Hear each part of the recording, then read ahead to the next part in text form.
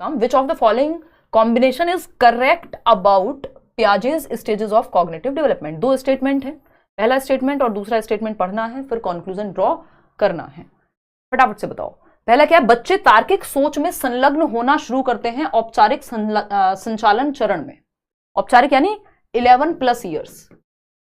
Last stage formal, बच्चे अमूर्त रूप से सोच सकते हैं यानी एब्स्ट्रैक्ट थिंकिंग उनमें आ जाती है। ठोस संचालन मतलब मूर्त संक्रियात्मक 7 से 11 वर्ष में। तो अमूर्त आती है भाई, मूर्त थोड़ी आती है। पहली बार लॉजिक आ रहा है लेकिन मूर्त चीजों के प्रति, अमूर्त चीजों के प्रति नहीं। तो ये तो उल्टा कह दिया उन्होंने। Children begin to engage in logical thinking. Logical thinking formal में नहीं आती, कॉन्क्रीट में ही आ जाती है, कॉन्क्रीट चीजों के बारे में। पहली बार लॉजिक कॉन्क्रीट में आता है और पहली बार एब्स्ट्रैक्टली सोचना फॉर्मल में आता है। तो इन्होंने तो ऑपोजिट कह दिया, दोनों ही बातें गलत हैं। दोनों ही बातें गलत हैं, जबकि 42% लोग थर्ड ऑप्शन कह रहे हैं। ये दोनों गलत क्यों नहीं हो सकते हैं? क्यों लगे रहते हो A and B both are true, both are true? Neither one nor two, दोनों ही गलत है ना तो एक और ना ही दो, दोनों गलत हैं। क्योंकि लॉजिक आता है कॉन्क्रीट ऑपरेशनल में और एब्स्ट्रैक्ट थिंकिंग आती है फॉर्मल ऑपरेशनल में। इन्होंने उल्टा कह दिया। ठीक, तो ये एक बेसिक सी बात है। आगे बढ़ेंगे क्वेश्चन नंबर 17 पे। मजा आ रहा है क्वेश्चंस करने में? फटाफट से बताओ। मेरा सही हुआ है कोई कह रहा है, ठीक है, आपके घर हम एक अवार्ड भिजवा देंगे, देखिएगा। मजाक कर रही हूं, आ जाओ। Question number 17, who is the father of genetic epistemology? अब ये देखने में आसान सा सवाल है बट इसको करना जरूरी है। और जब हमने बैच में डिस्कशन किया बहुत लोगों को ये जानना था क्या है आनुवांशिक ज्ञान मीमांसा के जनक कौन है। अब ये तो आपको पता ही है, पियाजे की थ्योरी चल रही है तो वाइगोस्की का क्वेश्चन क्यों लाऊंगी। ऐप iOS में नहीं चल रही है, तो जिनके पास आईफोन है वो वेबसाइट के थ्रू देख लें कोर्सेज, या अपने मम्मी पापा से थोड़ा कहें कि एंड्रॉयड फ़ोन ले लीजिए, उनके पास होगा, है ना, घर में किसी के पास तो होगा ही। तो पियाजे की अगर हम माने तो पियाजे is the father of genetic epistemology. Epistemology होती है कि नॉलेज कैसे डेवलप होती है, ज्ञान का निर्माण कैसे किया जाता है, ये है मीमांसा, ज्ञान मीमांसा। एपिस्टेमोलॉजी फिलॉसफी की एक ब्रांच है। अगर जेनेटिक एपिस्टेमोलॉजी की बात करें तो हेरिडिटी के माध्यम से, यानी जो आपके आनुवंशिक गुण आपको मिले हैं, आपके जेनेटिक्स, आपके डीएनए में जो क्षमता है उसके माध्यम से, जो मैचुरेशन की बात पियाजे कर रहे हैं, कैसे ज्ञान को विकसित करेगा बच्चा अपनी आनुवंशिक क्षमताओं के साथ एक्टिविटी करके, इसी को जेनेटिक एपिस्टेमोलॉजी कहते हैं। क्योंकि पियाजे ना सिर्फ एक साइकोलॉजिस्ट, वो एक बायोलॉजिस्ट भी थे, यानी एक जैव विज्ञानी भी थे, एक मनोवैज्ञानी भी थे और एक फिलोसोफर भी थे, यानी दर्शन शास्त्री भी थे। तो फिलोसोफर, बायोलॉजिस्ट, साइकोलॉजिस्ट, पता नहीं क्या क्या थे। तो उन्होंने बहुत सारी चीजों को एक साथ जोड़ा है। डेवलपमेंटल साइकोलॉजी का जनक भी उन्हें, इसीलिए हम कह रहे हैं। चलिए खैर, ये सब बातें होती रहेंगी, अलग अलग लोग कहते हैं ऐसा। क्वेश्चन नंबर 18 देखिएगा। Which of the following is important for learning according to पियाजे? सीखने के लिए क्या जरूरी है पियाजे के अनुसार? बिलीफ इन इमानेंट जस्टिस, अंतर्निहित न्याय में विश्वास, कि कोई है जो कर देगा हिसाब किताब, वो देख रहा है, सबका हिसाब होगा, है ना, ये वाला बिलीफ कि आपने गलत किया है, आपके साथ गलत होगा, है ना। और कि आपने किसी को बुरा कहा, मैंने मम्मी पापा को कुछ उल्टा जवाब दे दिया, मुझे चोट लग गई 2 मिनट बाद, फिर मम्मी कहेंगी सामने से, आपको लगेगा यार मैंने मम्मी को बुरा बोल दिया था, शायद इसलिए आज चोट लगी है। क्योंकि आपको लगता है कोई ऊपर बैठा हुआ है, दाढ़ी वाला या व्हाटएवर, दाढ़ी वाली तो ठीक नहीं लगेगा, है ना। तो कोई तो ऊपर बैठा हुआ है जो तुरंत से हिसाब कर देता है, कोई एक सुपर पावर है जो तुरंत हिसाब कर देती है। इमानेंट जस्टिस अपने आप हो जाएगा। तो इसमें ये छोटे बच्चों में होता है, 2 से 7 वर्ष के बीच में ज्यादा। और ये ना, ये इन्होंने बेसिकली, इनकी एक थियरी है मॉरलिटी की। सबसे पहले जो मॉरल रीजनिंग की थियरी दी थी, मॉरल डेवलपमेंट की, नैतिकता की, सही और गलत की, उस थियरी में इमानेंट जस्टिस की बात की है इन्होंने। वो आपको नहीं पढ़नी है सीटेट के लेवल पे, है ना। तो ये डेवलपमेंट, ये वाले चाइल्ड डेवलपमेंट वाली, या मतलब ये कॉग्निटिव डेवलपमेंट वाली थियरी नहीं है, फिर इन्हीं की थियरी से इंस्पायर्ड है जो कोहलबर्ग की थियरी है। ठीक। Reinforcement bye teachers and parents, reinforcement की बात मैं आपको बता चुकी, ना पियाजे करेंगे ना वाइगोस्की, पुरस्कार, दंड, इन सब की बात नहीं करते ये। Active exploration of the environment by the learner, जहां बच्चा एक्टिव है, बात खत्म हो गई, बच्चे को एक्टिव रखेंगे। Observing the behaviour of adults, दूसरों के व्यवहार को ऑब्जर्व करने से ज्यादा बच्चे को एक्टिव रखने की बात करेंगे पियाजे, है ना। तो वो सक्रिय है जहां, वहीं बात बन जाएगी। दंड, पुरस्कार, कंडीशनिंग, इन सब की बात पियाजे वाइगोस्की दोनों ही नहीं करते हैं। क्वेश्चन नंबर 19 देखिएगा, देखते हैं। In Jean Piaget's theory dash is said to occur when a child perceives new objects और events in terms of existing schemas. अब इसमें आप खूब गलती करेंगे, है ना, फटाफट से आप बताइए।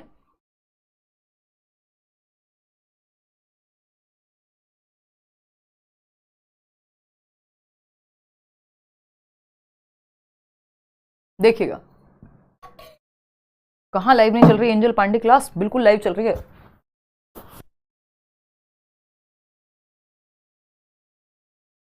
सॉरी, देखिएगा एक बार, अगर हम बात करें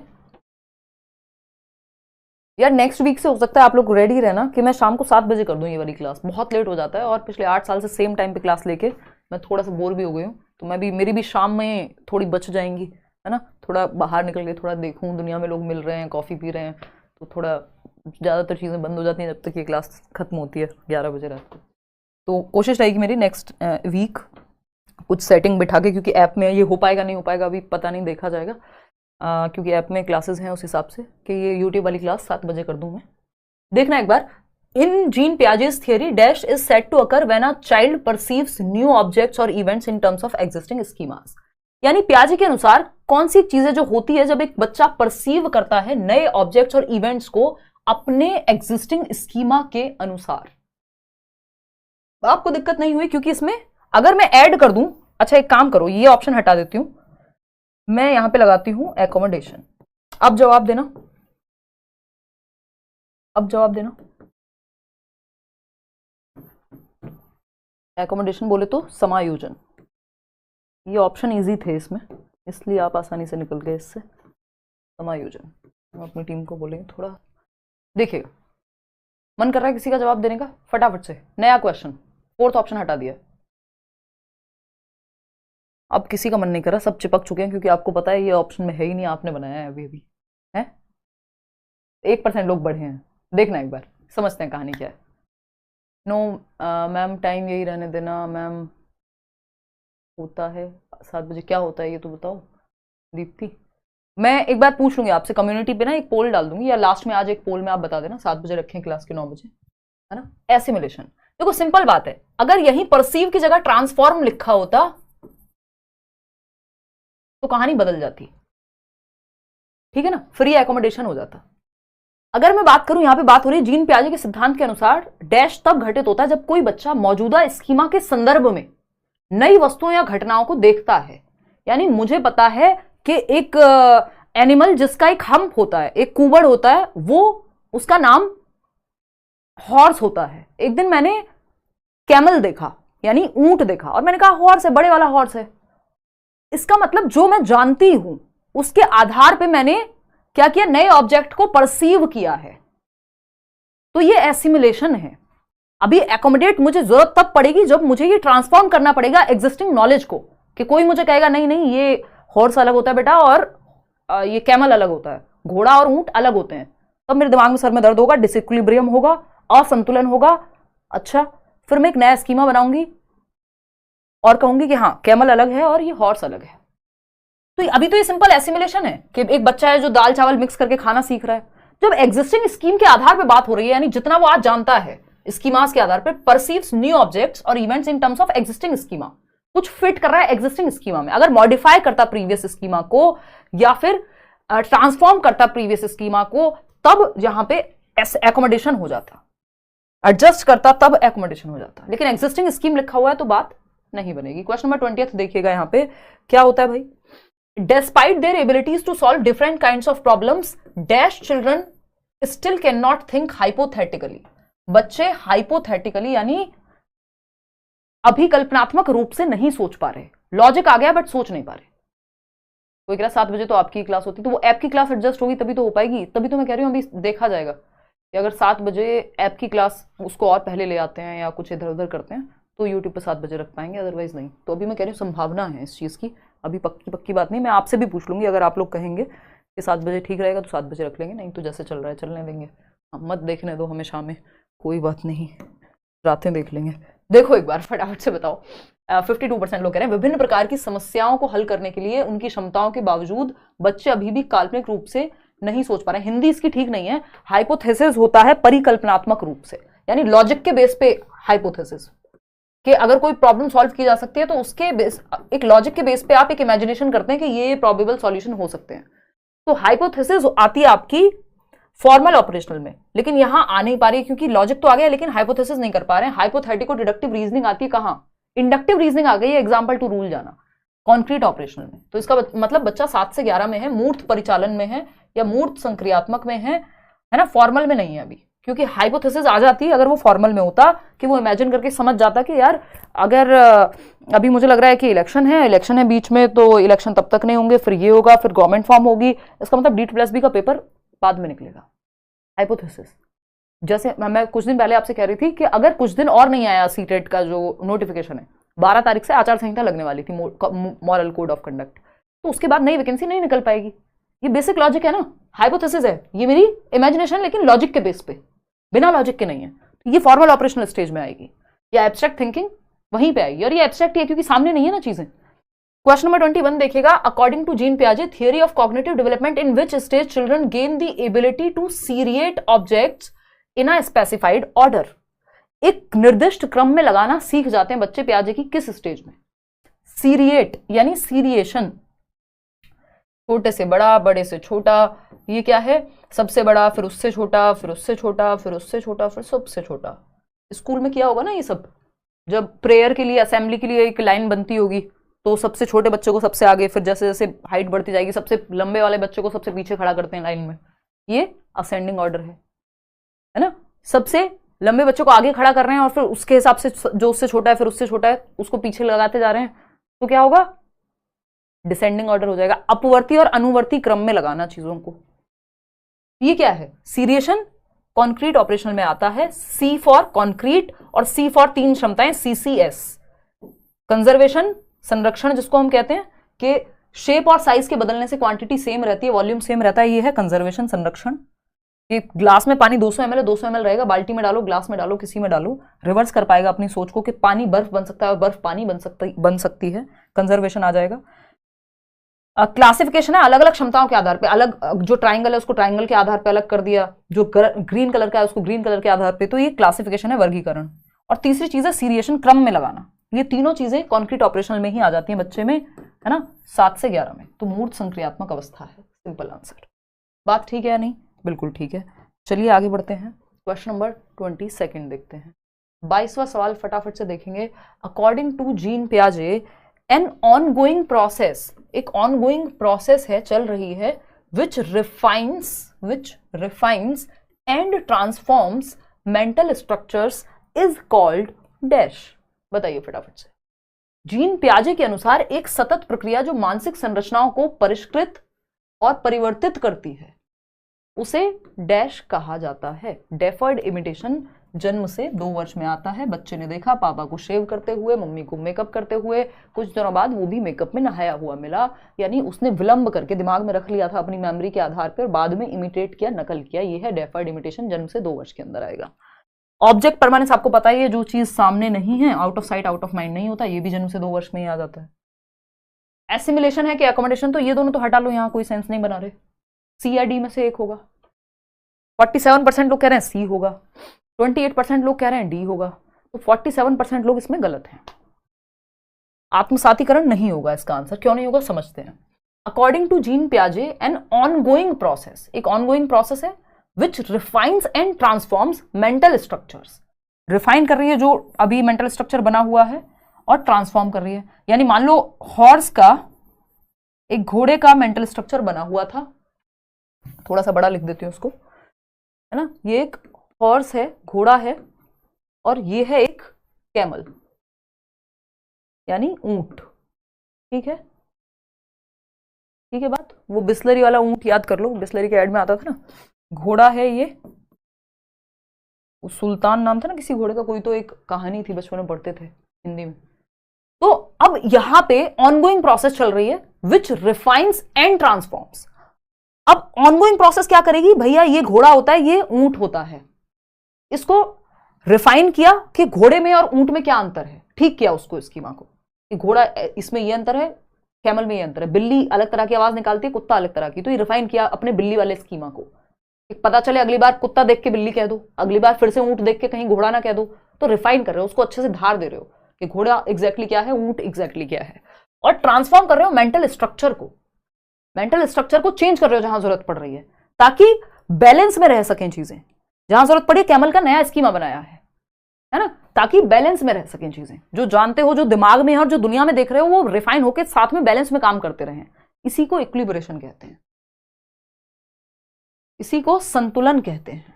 इसमें सब कुछ आ जाएगा, आप अडेप्ट करोगे, ये करोगे, वो करोगे, एसिमुलेट करोगे, एकोमोडेट करोगे, सब कुछ करोगे, ताकि ट्रांसफॉर्म होती रहे चीजें, रिफाइन होती रहे, ऑर्गेनाइज करेंगे, वो पूरा सब कुछ इसी में आ जाएगा। ठीक है ना। ये इक्विलिब्रेशन वो इक्विलिब्रेशन है जो मैंने बताया था ना शुरुआत में, 4 कैरेक्टरिस्टिक्स होते हैं पियाजे की थियरी में, ये रहा है ना, भूल गए आप शायद। ठीक, ये इक्विलिब्रेशन है। इस इक्विलिब्रेशन में ही ऑर्गेनाइजेशन होता है कि आप ब्रेन में ऑर्गेनाइज करते जाएंगे अलग अलग चीजों को, कि भाई एक पियाजे का स्कीमा है, इसको साइड में रखा है, इसको मैथ्स को अलग इधर रखा दिमाग में, ये सब सेटल्ड है। जैसे एक दुकान पे कोई व्यक्ति आज की डेट में आते हैं ना, वो स्टोर्स पे सिक्के एक कॉर्नर में एक बॉक्स में रखे हुए हैं, नोट जो है 10 के वो एक बॉक्स में, 100 के नोट एक बॉक्स में, तो ऐसे ब्रेन में चीजें ऑर्गेनाइज्ड हैं। अगर मैं बात करूं इक्विलिब्रेशन में एक प्रक्रिया होती है अडेप्टेशन की, यानी कैसे आप जैसे सर्दी में सर्दी वाले कपड़े पहनते हैं, गर्म चीजें पीते हैं, खाते हैं, ये क्या है, अडेप्ट किया है आपने मौसम के अनुसार। ऐसी आपका जो बच्चा है वो दिमाग भी आपका अडेप्ट करता है चीजों के अनुसार या माहौल के अनुसार, एनवायरमेंट के अनुसार। अब ये जो अडेप्टेशन है इसमें 2 चीजें होती हैं, एक है एसिमिलेशन और दूसरा है एकोमोडेशन। या तो आप कुछ जोड़ेंगे या आप मॉडिफाई करेंगे, रिफाइन करेंगे, ट्रांसफॉर्म करेंगे, यानी अडेप्ट करेंगे, और ये किस में जाएगा, इक्विलिब्रेशन में जाएगा। इन दोनों के बीच में ये डिसइक्विलिब्रियम और इक्विलिब्रियम होता है, वो अभी और मैं आगे बताऊंगी आपको। ठीक है ना। तो इसलिए एसिमिलेशन नहीं होगा, क्योंकि पूरी ही प्रक्रिया की बात कर दी इन्होंने। एसिमिलेशन तो सिर्फ ऐड करना है, रिफाइन ट्रांसफॉर्म करना थोड़ी एसिमिलेशन में होता है ना। एक बार को रिफाइन कह भी देते हम, तब भी ट्रांसफॉर्म करना तो होता नहीं है। तो ये संतुलन है। अगर मैं ऐसे समझाना चाहूं तो ऐसे देख लो, आसानी हो जाएगी। Process of equilibration. तो इक्विलिब्रेशन क्या है, इक्विलिब्रेशन जो 4th फैक्टर था संतुलन, इसमें अडेप्टेशन एक प्रक्रिया, जैसे आप एनवायरमेंट के अकॉर्डिंग अडेप्ट करेगा आपका ब्रेन। ऑर्गेनाइजेशन, यानी आप इसका कोई खास यूज नहीं है, बस इतना ही यूज है कि आपका ब्रेन अलग अलग चीजों को ऑर्गेनाइज करके रखता है, कि मैथ्स 30 नंबर का आता है, उसमें पेडागोजी 15 नंबर की आती है, सीडीपी 30 नंबर की है, ये सब चीजें ऑर्गेनाइज करके स्कीमा में सेट की हुई हैं आपने, आपके ब्रेन के प्रीवियस नॉलेज में, स्टोरेज में अपने दिमाग के, जिसको हम स्कीमा कह रहे हैं, मेंटल स्ट्रक्चर्स, मानसिक संरचनाएं कह रहे हैं। ठीक। दूसरी चीज है अडेप्टेशन।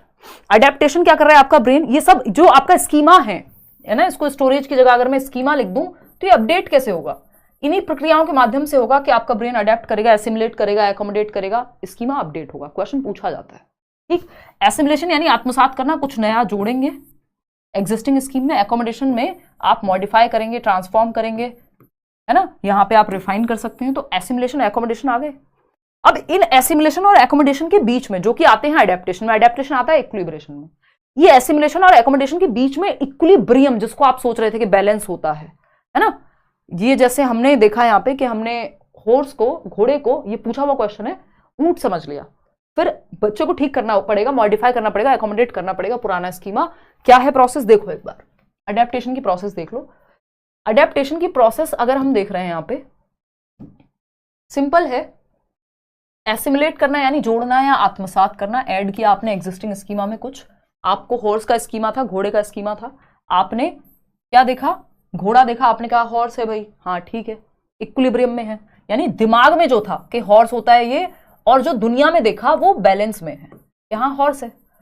पेन के बारे में बताया किसी ने, पेन देखा, हाँ मम्मी पेन है, बैलेंस में है। जो दिमाग में है यानी जो कॉग्निटिव स्कीमा है आपका, और जो बाहर एनवायरमेंट में देख रहे हैं, दोनों बैलेंस में है, संतुलन में है, इक्विलिब्रेशन है ना। इक्विलिब्रियम कहेंगे वैसे तो इसे, इक्विलिब्रेशन क्योंकि वो बड़ी प्रक्रिया जिसको इक्विलिब्रेशन कह रहे हैं, इक्विलिब्रियम है। अब ये इक्विलिब्रियम क्या होगा, नई सिचुएशन आएगी, नई स्थिति। आपने कैमल को देखा और आपने कहा एक बड़ा हॉर्स विद अ हम्प, एक ज्यादा बड़े कुबड़ के साथ एक बड़ा घोड़ा है, जबकि वो कैमल है। नई सिचुएशन आई, यहां तक आपने जो एसिमुलेट किया हुआ था वही चल रहा है। अब आप क्या करेंगे, किसी ने कहा बेटा ये कैमल होता है, ये हॉर्स नहीं है। जैसे ही किसी ने कहा ये हॉर्स नहीं है, आपका ब्रेन गया डिसइक्विलिब्रियम में, यानी संतुलन बिगड़ गया दिमाग का, असंतुलन में चले गए आप। ये हॉर्स नहीं होता, फिर क्या होता है, अब जो आपके दिमाग में स्कीमा बना हुआ था, जो एनवायरमेंट में, वो मैच नहीं हो रहे, है ना, फिंगरप्रिंट मैच नहीं हो रहे दिमाग के, असंतुलन में आ गए। अब आपको एकोमोडेट करना पड़ेगा, चेंज लाना पड़ेगा अपने प्रीवियस स्कीमा में, कि हॉर्स अलग है, कैमल का एक नया स्कीमा बनाया, या पहले से है तो उसको मॉडिफाई कर दिया, जो हॉर्स वाला है उसको मॉडिफाई भी करोगे कि नहीं ये वाली चीज हॉर्स नहीं होती है, ठीक है ना। अभी तो ये समायोजन है जो आपने किया। इस पूरी प्रक्रिया को, एसिमुलेशन और एकोमोडेशन की प्रक्रिया को अडेप्टेशन कहते हैं, अनुकूलन कहते हैं। बात ठीक है या नहीं, ठीक है, क्लियर है बात, चलिए बहुत बढ़िया। तो ये बात होपफुली आपको क्लियर हो गई होगी, क्योंकि सिर्फ एसिमुलेशन दिया हुआ था और वहां पे लिखा हुआ था साफ साफ कि मेंटल स्ट्रक्चर्स को रिफाइन भी कर रहे हो, ट्रांसफॉर्म भी कर रहे हो, तो फिर तो इक्विलिब्रेशन यहां पे सही जवाब है। आते हैं क्वेश्चन नंबर 23 पे, फटाफट से जवाब दीजिएगा, थोड़ा स्पीड पकड़ेंगे 25 क्वेश्चन के बाद, क्योंकि अभी तो आप फंस जा रहे हैं हर दूसरे क्वेश्चन में। जीन पियाजे proposed the following sequence of developmental stages. पियाजे की स्टेजेस का सीक्वेंस सिंपल लड्डू क्वेश्चन है एकदम, बट पूछ लिया गया है कई बार आज तक, तो आपको पता होना चाहिए, मैंने बताया भी हुआ है। SPCF, some people can't focus, कुछ लोग ध्यान नहीं लगा पाते, ये है इनकी स्टेजेस। बैच कंप्लीट बता रहा है, अभी नहीं, वो लेटेस्ट बैच देखो ना 2024 वाला, टीचिंग वाले सेक्शन में जाके, इवन पेडागोजी स्पेशल में भी एडमिशन ओपन है। अभी कहाँ कंप्लीट, अभी चल रहा है बैच धड़ल्ले से। फटाफट से जवाब दो, जल्दी से आंसर करिए।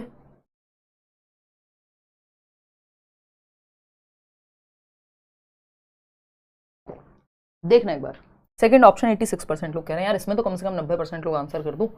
SPCF, S for sensory motor, जन्म से 2 वर्ष, P फॉर प्री ऑपरेशनल 2 से 7 वर्ष, C फॉर कॉन्क्रीट ऑपरेशनल 7 से 11 वर्ष, F फॉर फॉर्मल ऑपरेशनल 11 से 15 वर्ष। SPCF सिंपल, प्री ऑपरेशनल पहले नहीं आ सकता, सेंसरी मोटर के बाद प्री ऑपरेशनल, फिर फॉर्मल दे दिया सीधा, गलत हो गया।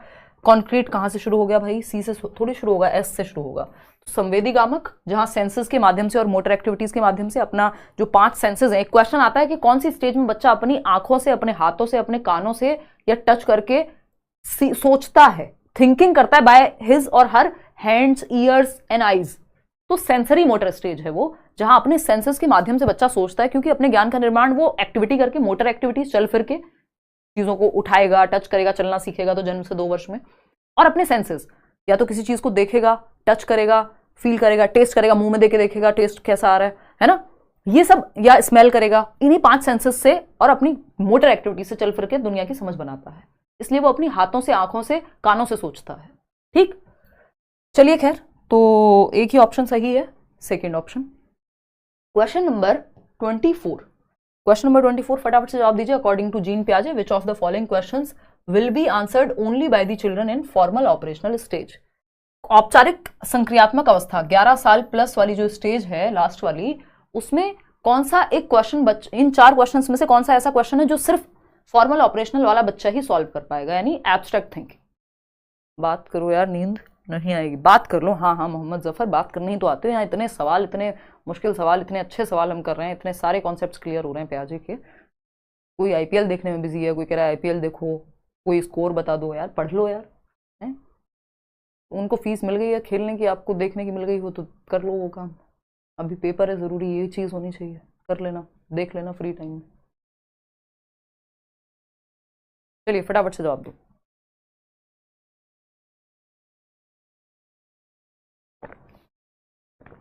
जल्दी बताओ, सेकेंड ऑप्शन। 51% लोग। देखते हैं। Raunak ate 11 chocolates, his sister ate twice as many, how many chocolates they both ate in total. ये तो एडिशन लॉजिक वाला सवाल है। 11 चॉकलेट खाई, चॉकलेट से बच्चा दिमाग लगा लेगा, ये कॉन्क्रीट ऑपरेशनल में आ जाएगा 7 से 11 में। If A is greater than B and B is greater than C, what is the relation between A and C? How many whole numbers are there between 67 and 81? ये भी वो लॉजिक के base पे निकाल लेगा, 7 + 9 बता ही देगा, है ना। कहानी कहाँ अटकेगी? कहानी अटकेगी यहाँ। यदि A बड़ा है B से और B बड़ा है C से, A और C के बीच में क्या संबंध है ये पूछा है। यानी A कौन है ये नहीं बताया कि A रोहन है या A पेन है, ये नहीं बताया। यानी यूजिंग सिंबल्स फॉर सिंबल्स। दूसरे क्वेश्चन पे जाइए जो आज शुरुआत में कराया था। तो यहां पे क्या है, ये अगर कॉन्क्रीट ऑब्जेक्ट नहीं है कि एक बच्चा है जो बड़ा है B से, B एक बच्चा है जो बड़ा है C से, एक ही हाइट ज्यादा है, ऐसे नहीं बताया यहाँ पे। सिंपल सिंबल्स को सिंबल्स के लिए यूज कर रहे हैं, यानी एब्स्ट्रैक्ट थिंकिंग लगानी पड़ेगी, मानना पड़ेगा, इफ सोचना पड़ेगा, है ना, कि A बड़ा है B से तो B बड़ा है C से। तो ये ट्रांजिटिव इन्फेरेंस है, लेकिन यहाँ पे प्रपोजिशनल थिंकिंग भी लग रही है जो फॉर्मल ऑपरेशनल में आती है, क्योंकि ट्रांजिटिव इन्फेरेंस तो आ जाएगा 7 से 11 में, लेकिन कॉन्क्रीट चीजों के प्रति यहाँ पे अमूर्त चिंतन लगेगा। क्वेश्चन नंबर 25 देखिएगा, ये क्या कहता है। In the context of cognitive and language development, who said thought not only proceeds language but also determines it. संज्ञानात्मक और भाषा विकास के संदर्भ में किसने कहा था कि विचार न केवल भाषा से पहले आता है बल्कि भाषा को निर्धारित भी करता है। विचार भाषा से पहले आता है। थॉट कम्स बिफोर लैंग्वेज, यानी पहले विचार आया कि भाषा, यानी पहले आपको बोलना आया कि पहले आपको विचार आया, है ना? बताओ फटाफट से बताओ। अंकल पियाजे, हाँ uncle I think Jean William Frederick पियाजे, छोटे मोटे नाम नहीं रखते पियाजे, बड़े बड़े नाम रखते हैं। पियाजे के 3 बच्चे भी हैं अभी, जैकलिन पियाजे, है ना, एक 99 ईयर्स की हैं, एक 97 ईयर्स के हैं, 57 साल के बच्चे हैं पियाजे के 99 साल के 3 बच्चे हैं, है ना, स्विस थे। देखो एक बार, अभी जीवित हैं वो तीनों, पियाजे तो नहीं, देखेगा। तो अगर हम बात करें, एक लॉरेंट, जैकलिन और एक और बंदा था, देखो एक बार, तो पियाजे के अनुसार विचार पहले आता है। पियाजे ने कहा भाई जब आप इस पेन को पेन बोलना सीखे होंगे उससे पहले आपको ये देख के कुछ तो आता होगा मन में, यानी विचार तो आता होगा, भाषा बाद में आई है। तो थॉट न केवल पहले आता है बल्कि निर्धारित भी करता है कि क्या बोलेंगे आप। किसी को देख के मुझे गुस्सा आया, मैंने मन में सोचा और मैंने सोचा यार ये बोलना ठीक होगा या नहीं, तो पहले मैंने सोचा, हम पहले सोचते हैं फिर बोलते हैं अगर देखा जाए तो, बस बहुत तेजी से हो रही होती है ये चीज। तो थॉट नॉट ओनली प्रोसीड्स, यानी ना केवल पहले आता है बल्कि निर्धारित भी करता है कि आप बोलेंगे क्या, या भाषा क्या होगी। जीन पियाजे, सिंपल। ये दोनों थॉट और लैंग्वेज पैरेलल चलते हैं, समानांतर, एक टाइम के बाद जाके मिल जाते हैं एक दूसरे में, है ना, 3-4 साल तक आते आते ये वाइगोस्की कहेंगे। उन्होंने ये नहीं कहा ये पहले कि वो बाद में, वो कह रहे हैं समानांतर चल रहे हैं, एक टाइम के बाद मर्ज हो जाएंगे, इंटरडिपेंडेंट हो जाएंगे, एक दूसरे पर निर्भर हो जाएंगे। क्वेश्चन नंबर 26 देखिएगा, drawing implications from Piaget's theory of cognitive development, a teacher of grade 6 to 8 in his classroom should. कक्षा 6 से 8 का टीचर है कोई, जिसमें 6 से 8 में क्या उम्र होती है बच्चे की, 11 से 14 वर्ष। भाई इतना तो पता ही होना चाहिए एज अ टीचर कि कौन सी क्लास में क्या एज होगी बच्चे की, ठीक है ना, 11 से 14 वर्ष, क्योंकि 6ठी क्लास में कब जाएगा बच्चा, जब जाए तब जाए। आप तो ये कहोगे हमें क्या मतलब, नौकरी दे दो, ऐसा थोड़ी होता है। देखो एक बार, भाई 6 साल का बच्चा पहली कक्षा में बैठ रहा है, उस हिसाब से लगा लो हिसाब, ठीक है ना। तो अगर हम देखें, discourage the use of logical argument, क्यों भाई 11 साल का बच्चा है और लॉजिकल आर्ग्यूमेंट का डिस्करेज क्यों करेंगे, लॉजिक तो आ चुका है, 7 से 11 में आ चुका है। Present problems that require reasoning based solutions, ऐसी समस्याएं लाइए जिसमें तर्क की जरूरत हो, क्योंकि तर्क तो आ चुका ना बच्चे में, अब लॉजिक तो आ चुका। फिर आता है use only concrete material to teach a concept, क्यों भाई जब 11 से 14 तक तो आते आते अब तो उसमें एब्स्ट्रैक्ट थॉट भी आने लगा होगा, अमूर्त चिंतन भी, और मूर्त आ ही चुका है, लॉजिक आ ही चुका है। तो कॉन्क्रीट मटेरियल वो होता है कि मेरे को अगर इस पेन के बारे में बताना है या इस ग्लास के बारे में बताना है तो मैं ग्लास दिखाऊं या इसका फोटो दिखाऊं, यानी मूर्त चीजें जिनको देखा है, टच फील किया जा सके, उसकी जरूरत नहीं है। छोटा बच्चा थोड़ी है, ये तो 2 से 7 वर्ष के बच्चे के लिए कर लेते हैं आप, हद से हद 7 से 11 में कुछ चीजों में कर लेते। Rely solely on the prescribed syllabus, नहीं नहीं नहीं। प्रेजेंट ऐसी प्रॉब्लम्स जिसमें रीजनिंग की जरूरत पड़े, तर्क की जरूरत पड़े, बच्चे की थिंकिंग प्रोसेस की जरूरत पड़े, क्योंकि पियाजे के लिए thinking process is the main thing. बिना थिंकिंग के विकास नहीं होगा दिमाग का, या दिमाग के विकास के बिना थिंकिंग नहीं होगी, whatever you want to call it, however you want to say this. In Jean Piaget's theory the basic building blocks of thinking are referred to as. Jean पियाजे के सिद्धांत के अनुसार चिंतन की बुनियादी निर्मितियों को किस रूप में जाना जाएगा, basic building blocks of thinking. Thinking जिन टुकड़ों से बनी है उन्हें क्या कहेंगे, बेसिक बिल्डिंग ब्लॉक्स। किसके आधार पर थिंकिंग हो पा रही है, दिमाग है, इसमें कुछ कॉन्सेप्ट्स होंगे, कुछ मेंटल स्ट्रक्चर्स होंगे, प्रीवियस नॉलेज होगी, पूर्व ज्ञान होगा, है ना, जिनको हम कहते हैं पैकेट्स ऑफ इंफॉर्मेशन होंगे, छोटे छोटे इंफॉर्मेशन के टुकड़े होंगे, पॉकेट्स होंगे, है ना, कैटेगरीज बनी होंगी जिनके बेसिस पे आप सोच पाएंगे। अगर मुझे पियाजे की थियरी ही नहीं पता, मैं क्वेश्चन कैसे करूंगी, थिंकिंग कैसे कर पाऊंगी, कौन पियाजे, है ना, कौन पियाजे। तो ये क्या हो जाएगा, थिंकिंग के लिए जो बेसिक ब्लॉक चाहिए उसको स्कीमा कहेंगे। अगर मैं कहूं फॉर्मल ऑपरेशनल में एब्स्ट्रैक्ट थॉट आता है कि नहीं, तो अब आपके पास फॉर्मल ऑपरेशनल का स्कीमा है, क्योंकि आपने थियरी पढ़ी है। जिसने नहीं पढ़ी वो कहेगा क्या होता है फॉर्मल ऑपरेशनल, कैसी बातें कर रहे हो यार, तो उसके पास वो बेसिक बिल्डिंग ब्लॉक ही नहीं है, वो बेसिस ही नहीं है, आधार ही नहीं है सोचने का, क्योंकि स्कीमा ही नहीं है उस चीज को लेके। तो स्कीमास बेसिक बिल्डिंग ब्लॉक्स हैं। रिफ्लेक्सेस तो आपकी अनैच्छिक क्रियाएं, आपके दिल का धड़कना, आपके जो ऑटोमेटिक एक्शंस हैं, वो भी कुछ ऐसे होते हैं जो शुरुआत में ग्रास्पिंग हुआ, रूटिंग रिफ्लेक्स हुआ, और सकिंग हुआ, जो चूसना, पकड़ना, ग्रास्प करना, ये सब रिफ्लेक्सेस होते हैं जो सर्वाइवल इंस्टिंक्ट के रूप में या स्कीमा के रूप में हमारे ब्रेन में होते हैं जन्म के समय भी। बाकी तो सब हम बिल्ड ही कर रहे हैं फिर। ठीक, तो ये स्कीमास हैं जो basic building blocks of thinking है, इनके बिना हम सोच नहीं पाएंगे, क्योंकि रिफ्लेक्सेस में सोचने की जरूरत नहीं होती। दिल धड़क रहे हैं, आंखें पलकें झपक रही हैं, इसमें सोचने की जरूरत थोड़ी है। बच्चा दुग्धपान कर रहा है अगर, तो उसको सोचने की जरूरत थोड़ी है उस चीज के लिए। बच्चे के हाथ में आपने उंगली पकड़ा दी, पकड़ने के लिए उसने सोचा थोड़ी है, तो वो तो बाय डिफॉल्ट है, ऑटोमेटिक है। क्वेश्चन नंबर 28 देखिएगा, as per Jean Piaget's theory of cognitive development at which stage do most children clearly understand past, present and future. यानी पास्ट मतलब भूत, भविष्य, वर्तमान। भूत, वर्तमान, भविष्य कब समझने लगते हैं बच्चा? वर्तमान, भविष्य, बीते हुए समय यानी भूत, भूतकाल। बताइए, टेंस की बात नहीं हो रही है। ओवरऑल कैसे समझेगा बच्चा कि पास्ट जो बीत चुका है, मेरा बचपन एंड ऑल, प्रेजेंट जो चल रहा है, फ्यूचर जो आएगा, ये कब समझने लगेगा वो? सिंपल बात है, इसमें कोई बहुत बड़ा तोप नहीं है, सिंपल है। क्या लॉजिक चाहिए बच्चे को ये समझने के लिए, और लॉजिक कहां से आएगा राहुल? लॉजिक आएगा कॉन्क्रीट ऑपरेशनल स्टेज से। 7 से 11 वर्ष मूर्त संक्रियात्मक अवस्था, क्योंकि आज वो महसूस कर पाया है आज को, कल आएगा इसके बारे में वो सोच सकता है, क्योंकि उसने बहुत सारे कल जी लिए हैं अब तक, पास्ट जो जा ही चुका है। 7 से 11 आगे बढ़ेंगे। क्वेश्चन नंबर 29, फटाफट से जवाब देना अब। Which of the following statements is correct for theories given by Jean Piaget and Lawrence Kohlberg? Kohlberg की थियरी है मॉरल डेवलपमेंट की, नैतिक विकास की। दोनों के सिद्धांत के बारे में कौन सा कथन सही है? फटाफट से बताओ। दोनों का कंपैरिजन में क्वेश्चन पूछा हुआ है सीटेट में, अपनी तरफ से नहीं बनाया ये मैंने, फटाफट से बताओ। और ये 2 तरह से पूछा हुआ है, मैं अभी बताऊंगी भी आपको। But both have given theories of cognitive development among adults. नहीं भाई, पियाजे ने दिया कॉग्निटिव डेवलपमेंट की थियरी, कोहलबर्ग ने तो मॉरल डेवलपमेंट, सही और गलत क्या होता है इसकी थियरी दी है, तो ये तो गलत हो गया। Both theories have 8 patterns of development. 8 विकास के प्रतिरूप बताए हैं, नहीं 4 स्टेज पियाजे ने बताई हैं, उन्होंने 6 स्टेज बताई हैं टोटल, 3 लेवल बताए हैं, तो 8 तो किसी ने भी नहीं बताया। 8 बताए हैं एरिक एरिक्सन ने, जो आपके सिलेबस में है नहीं, आपको पढ़ने की जरूरत नहीं है। स्टेजेस जो बताइए 8, लाइफ स्पेन थियरी है उनकी। सी ऑप्शन है, both theories are limited to the middle childhood period of development. दोनों सिर्फ मध्य बाल्यावस्था होता है अर्ली और लेटर के बीच की स्टेज, 5 से 8 वर्ष, 8 से 11 कह दो, है ना? नहीं, ऐसा थोड़ी सिर्फ इसकी बात की, उन्होंने भी आगे वाली स्टेजेस की भी बात की, एज की भी बात की है, तो एक ही ऑप्शन बचता है, both theories are stage theories.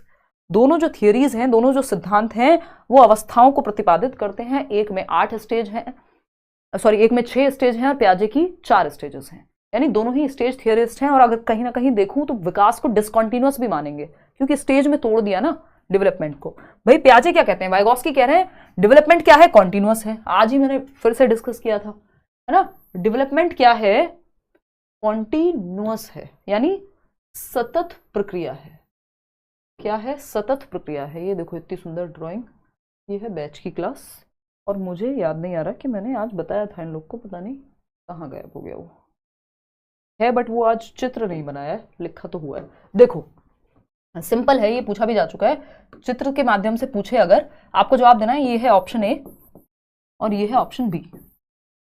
ठीक, ऑप्शन ए है सिंपल, सरल, सुंदर, सस्ता, टिकाऊ ऑप्शन। खराब ड्राइंग किसी की कैसे हो सकती है, मैं यही सोचती रहती हूँ अक्सर। देखना एक बार, ए और दूसरा है सिंपल, मैं उस दिन भी बताया था, बी। पियाजे और कोहलबर्ग की थियरी के बारे में बताना हो तो ऑप्शन ए बताओगे कि बी बताओगे, है ना? पियाजे और कोहलबर्ग की थियरी कौन से ऑप्शन में आएगी, ए या बी? फटाफट से बताओ, फटाफट से बताओ भाई। पोल इतना स्लो क्यों है? ये पोल देना था ना इसका 2 ऑप्शन का, थोड़ा हाथ मतलब समझ जाना चाहिए था। देखो एक बार, मैं यहाँ इंतजार कर रही हूँ, मैं देख रही हूँ पोल नहीं आया अभी तक। ऐसे तो पता ही नहीं लगता, इतनी तेजी से जाते हैं कमेंट्स।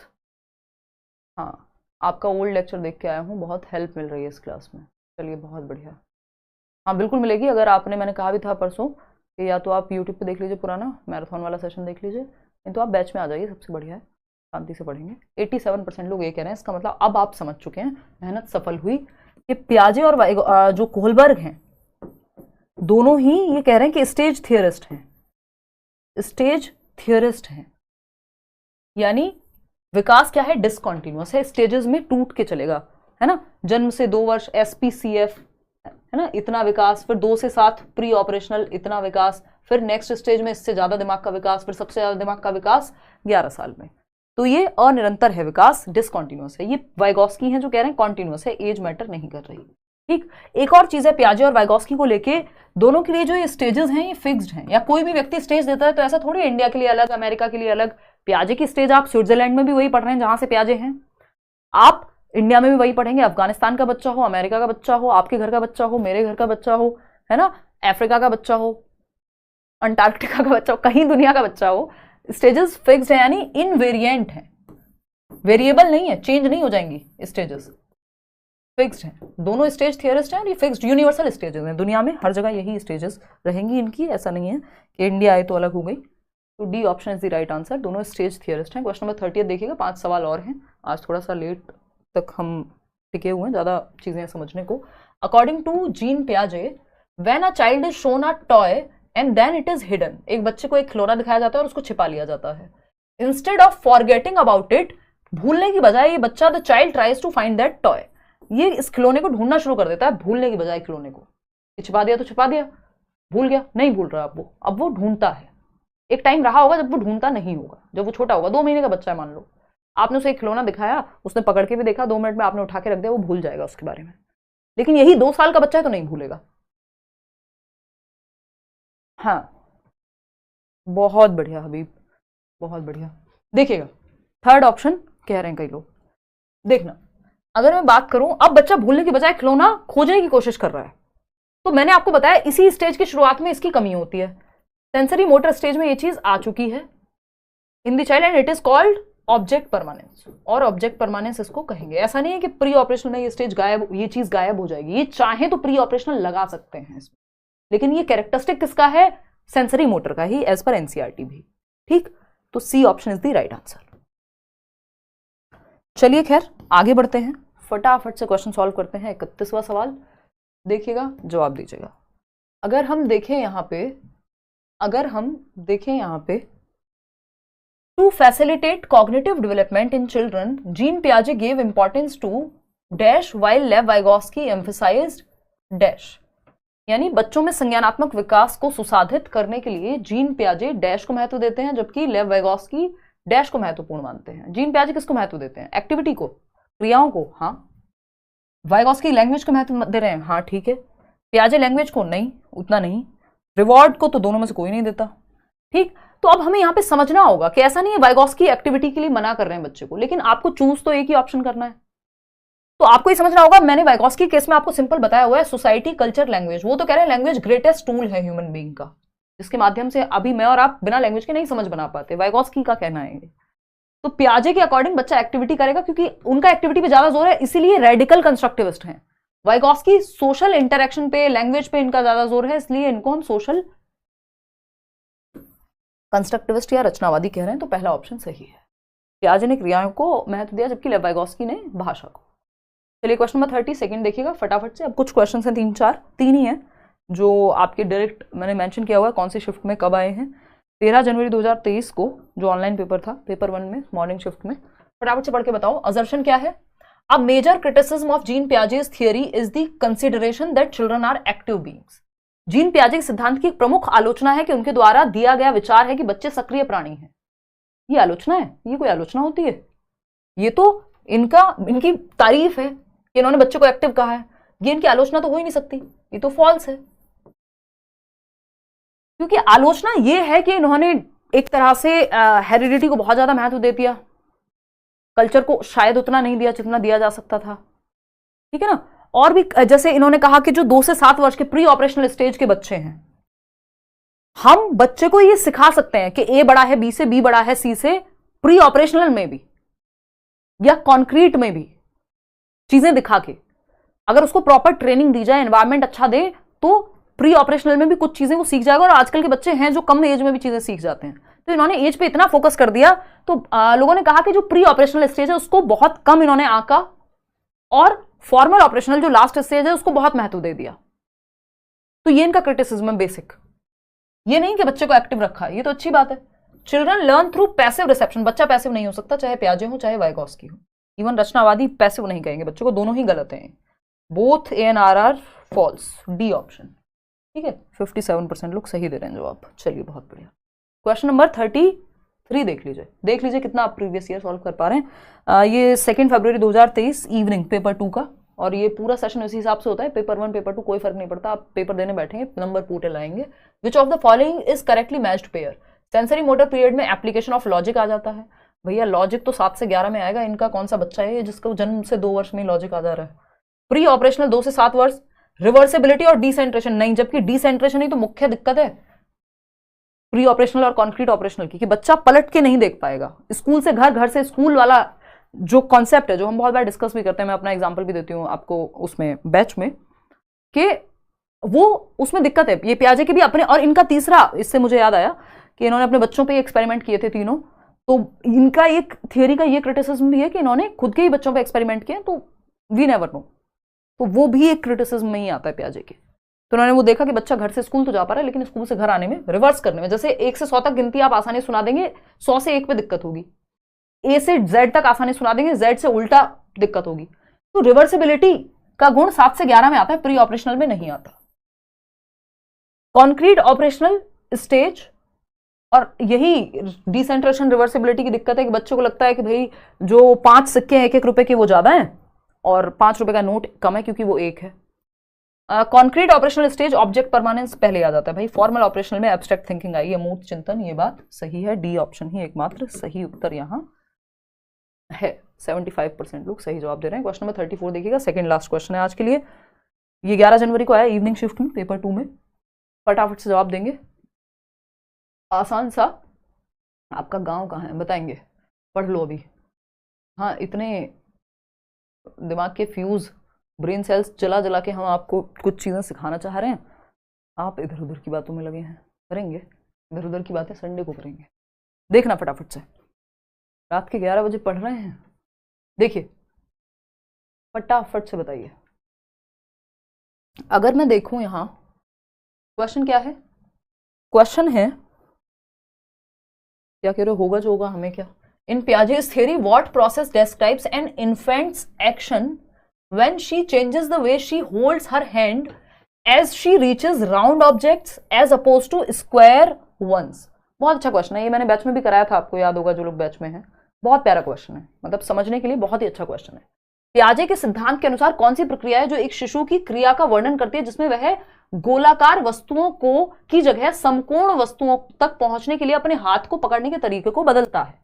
कि अगर मुझे ये पेन पकड़ना होगा तो मैं एक तरीके से पकड़ूंगी, और वहीं अगर मुझे ग्लास पकड़ना होगा तो मुझे हाथ ऐसे लेके जाना पड़ेगा। पेन पकड़ना है तो मैं सिर्फ ये फिंगर और ये थंब का यूज करूंगी। तो बच्चा गोल चीजों को अलग तरह से पकड़ रहा है, और जो समकोण या फिर क्या कह रहे हैं राउंड ऑब्जेक्ट्स हैं या जो आपके स्क्वायर ऑब्जेक्ट्स हैं उनको अलग तरीके से हाथ उसको वैसे ही बनाना पड़ेगा ना, जो चीज पकड़नी है। अगर मेरे को गाड़ी का स्टीयरिंग पकड़ना है तो मैं ऐसे ऐसे हाथ की शेप बनाऊंगी, और अगर मेरे को पेन पकड़ना है तो मैं ऐसे बनाऊंगी। तो एकोमोडेट करना सीख रहा है बच्चा, एकोमोडेट करना सीख रहा है, समायोजन मॉडिफाई करना सीख रहा है अपने स्कीमा को, जैसी जरूरत है उसके अनुसार। ठीक है जी। इंटर सब्जेक्टिविटी होती है जब आप कहते हैं ना, अरे स्कूल में बड़े मजे आते थे, हमने साथ में जिया है बचपन, है ना, स्कूल में ये करते थे, यानी आपने शेयर्ड एक्सपीरियंस जिया है, उसको इंटर सब्जेक्टिविटी कहते हैं। क्वेश्चन नंबर 35 वो काम की नहीं है, आपको पियाजे के कॉन्टेक्स्ट में नहीं पढ़नी है। क्वेश्चन नंबर 35 लास्ट क्वेश्चन है आज के लिए। According to Jean Piaget's theory of cognitive development at which stage do most children understand conservation, seriation and categorization, CCS। Conservation यानी 200 ml पानी है, इसको छोटे ग्लास में डालो, चौड़े बर्तन में डालो, किसी में डालो, 200 ml ही रहेगा। यानी क्वांटिटी, शेप और साइज के बदलने से, यानी ये ग्लास की शेप है, ये बॉटल की शेप है, अगर जितना पानी इस ग्लास में 200 ml है या 50 ml है मान लीजिए, वो चाहे मैं इस बॉटल में डालूं चाहे ग्लास में डालूं, शेप और साइज चेंज हुआ है, वॉल्यूम सेम रहेगा, क्वांटिटी सेम रहेगी, आकार के बदलने से क्वांटिटी नहीं बदल जाएगी। ये बात बच्चों को समझ में आ जाती है, ठीक है ना। तो ये क्या है, कॉन्क्रीट ऑपरेशनल है, और वो सीरीज में असेंडिंग डिसेंडिंग ऑर्डर में लगाने लगेगा, है ना, और क्लासिफाई करने लगेगा कि अगर कोई चीजें